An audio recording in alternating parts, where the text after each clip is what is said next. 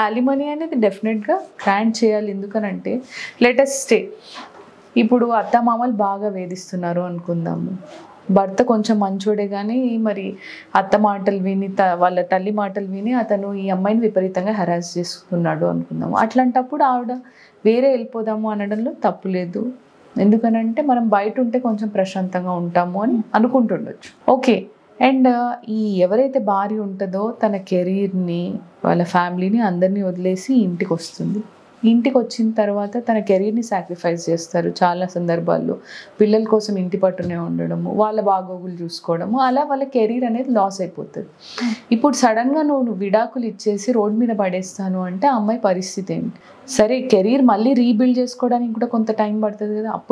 అప్పుడు వరకైనా తనని నువ్వు సపోర్ట్ చేసుకునే సిచ్యుయేషన్లో ఉండాలి కదా, తిండికి బట్టకి. అన్ని సందర్భాల్లో అందరూ తల్లిగారి ఇంటికి వెళ్ళిపోవాలని ఇష్టపడరు.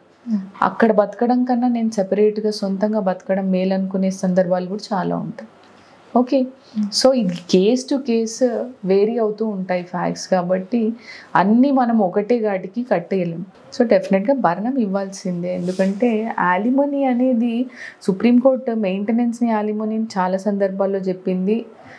అదేదో వాళ్ళకి భర్తలకు పనిష్మెంట్ కాదు, భార్యలకు ఏదో రివార్డ్ ఇస్తున్నట్టు కాదు, వాళ్ళ డిగ్నిటీని కాపాడడానికి అది సోషల్ జస్టిస్ అండ్ రెస్పాన్సిబిలిటీ అని చెప్పింది.